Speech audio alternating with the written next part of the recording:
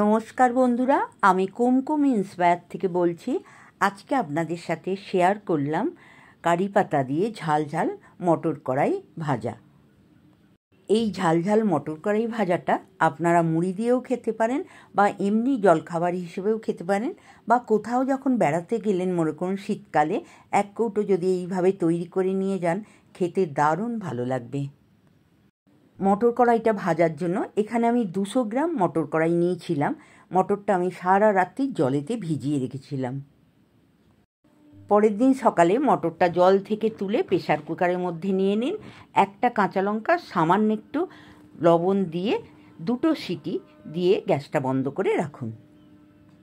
2 minute পর ভেপারটা বের করে দেবেন, দিয়ে মটরটাকে ভেজে নিতে পারেন।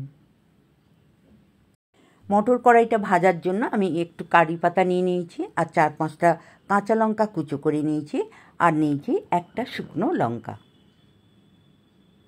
মটরটা ভাজার জন্য আমি কড়াইটা বসিয়ে দিয়েছি গ্যাসেতে। কড়াইটা গরম হয়ে গেছে। এই গরম কড়াইতে আমি 2 চামচ রিফাইন অয়েল নিয়ে নিলাম।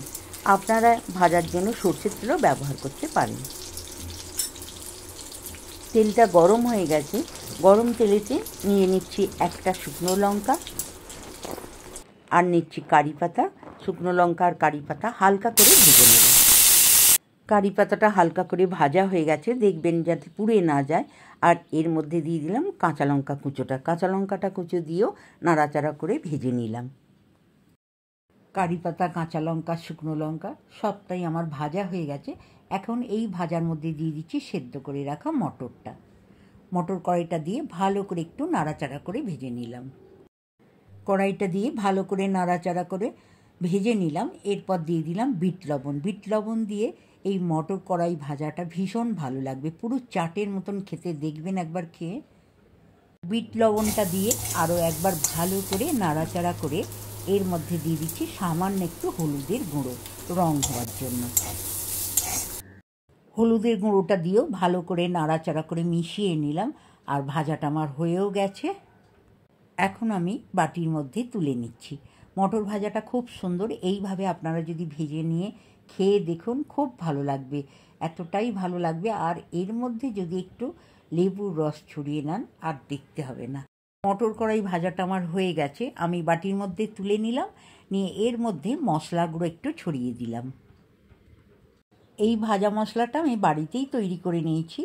ধনে, জিরে আর শুকনো লঙ্কা একসাথে ভেজে নিয়ে গুঁড়ো করে নিয়েছি।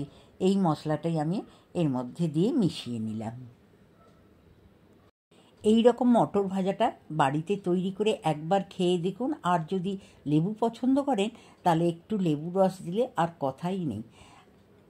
এই মটর ভাজাটা আপনারা এমনিও খেতে পারেন, আবার মুড়ি দিয়েও খেতে পারেন, ভীষণ ভালো লাগবে। একবার খেয়ে দেখবেন।